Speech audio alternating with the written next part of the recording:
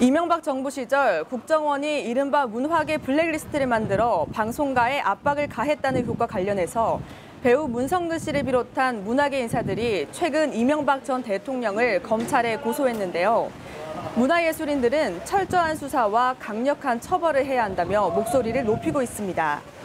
오늘은 유창열 시민의 날개 집행위원장 모시고 문화계 블랙리스트 파문과 또 이로 인한 내년 지방선거 향배에 대해 자세한 이야기 나눠보도록 하겠습니다.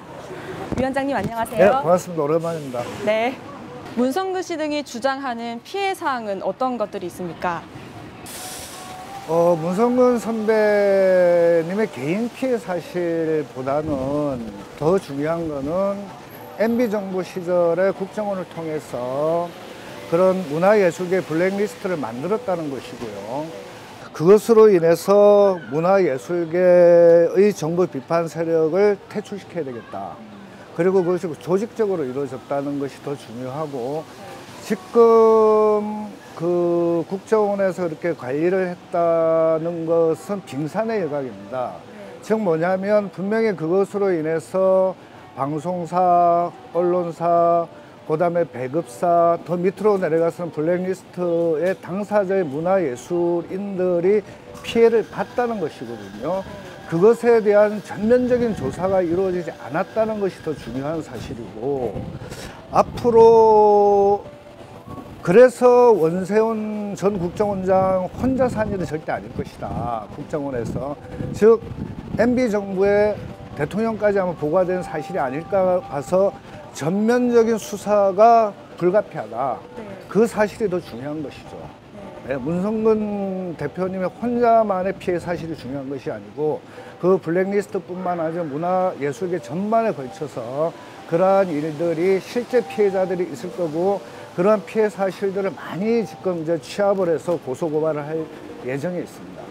그런데 오히려 황석영 작가나 김미화 씨 같은 경우에는 이명박 정부 시절에도 소위 잘 나갔다면서 문화계 블랙리스트라는 것은 없다는 일부 반박 의견도 있었는데요. 글쎄요, 저는 거기에 동의하지 않습니다. 어제 황석영 작가님이나 김미화 씨 어제 기자회견도 했고, 분명 김미화 씨도 검찰의 참고인 조사를 가서 국정원 문건을 분명히 확인을 했습니다. 그래서 그런 말은 말도 안 되는 소리라고 저는 생각합니다.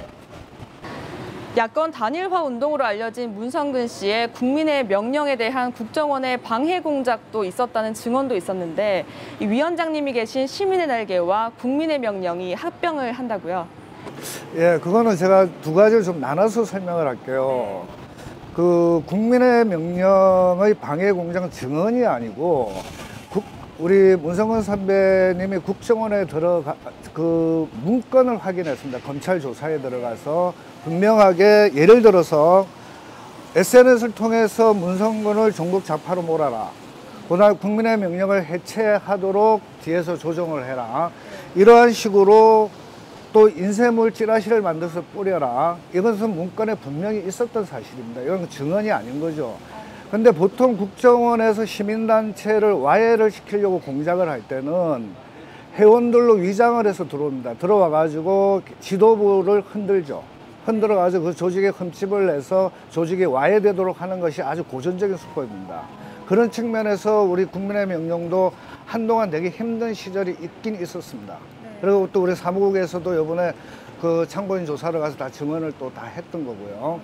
예. 그리고 국민의 명령과 시민의 날개가 하나가 됐습니다. 그건 이제 합병이라는 얘기보다는 이제 국민의 명령은 그동안 해왔던 것을 시민의 날개가 계속 지속 가능해서 그 사업을 이어받도록 하는 것으로 해서 해소식을 가졌고요. 국민의 명령은 지금 현재 남아있는 12만 회원이 우리 시민의 날개로 다 들어왔던 겁니다. 국민의 명령은 그동안에 다 잘 알다시피 야권 단일화, 시민 참여형 정치 플랫폼을 또 만들기 위해서 그동안 노력을 했고, 지난 대선까지 계속 노력을 해왔던 그런 단체로서 그 국민의 명령이 해왔던 사업을 우리 시민의 날개는 장기 계획으로 계속해서 끌고 가려고 하는 것이 우리의 생각입니다.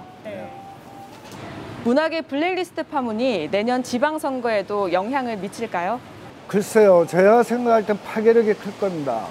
그 문화계 블랙리스트와 국정원의 댓글 부대를 운영했다는 것은 국기문란 사건이거든요. 단순한 댓글 몇 개 달았다의 문제가 아니라 선거에 개입을 했고 그다음에 국기를 문란한 즉 권력기관을 통해서 정부의 신여를 만들어버린 거죠. 그래서 이거는 아마 계속해서 적폐청산 차원이 아니라 국기문란 사건으로 다뤄야 되는 아주 중요한 사건이라서 분명히 내년 지방선거에도 정치 이슈화가 될 거라고 저는 생각을 합니다. 네, 영향이 클 것이다. 그렇죠. 네. 예. 마지막으로 시민의 날개는 앞으로 어떤 일을 준비하고 있습니까? 예, 지금 이제 대선도 끝나고 잠시 이제 앞으로의 이제 사업 구상에 대해서 아마 추석이 끝나고 나면 이제 우리가 그 사업 계획들을 다 밝힐 겁니다.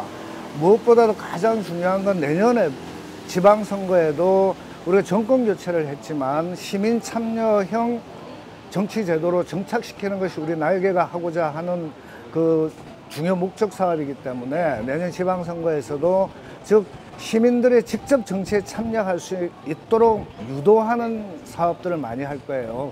그 중에서도 가장 중요한 게 지금 뭐 민주당 같은 경우도 이제 혁신위원회를 통해서 좀 검토를 하고 있습니다만은 국민 참여 경선제가 정착돼서 꼭 당원들과 시민들이 하나가 돼서 정치에 직접 할 수 있도록 만드는 것을 우리는 지속적인 운동으로 계속 이제 추석이 끝나고 나면 그 사업을 본격적으로 진행을 하려고 합니다. 그래서 내년 지방선거에 우리 지역의 일꾼을 우리가 뽑아야 된다. 우리 시민들이 직접 공천에서부터 우리가 시민들이 관여하고 그 좋은 후보가 뽑힐 수 있도록 거기에는 정보를 주는 사업, 그다음에 좋은 후보를 선택하는 것들을 시민들이 알리는 것.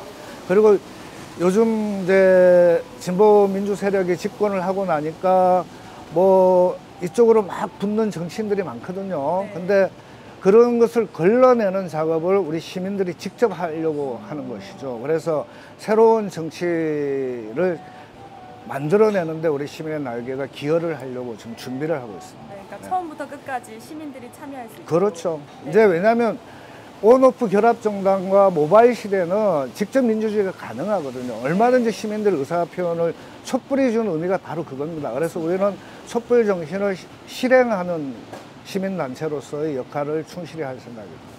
네, 오늘 말씀 고맙습니다. 네, 감사합니다. 네. 지금까지 유창열 시민의 날개 집행위원장과 함께했습니다.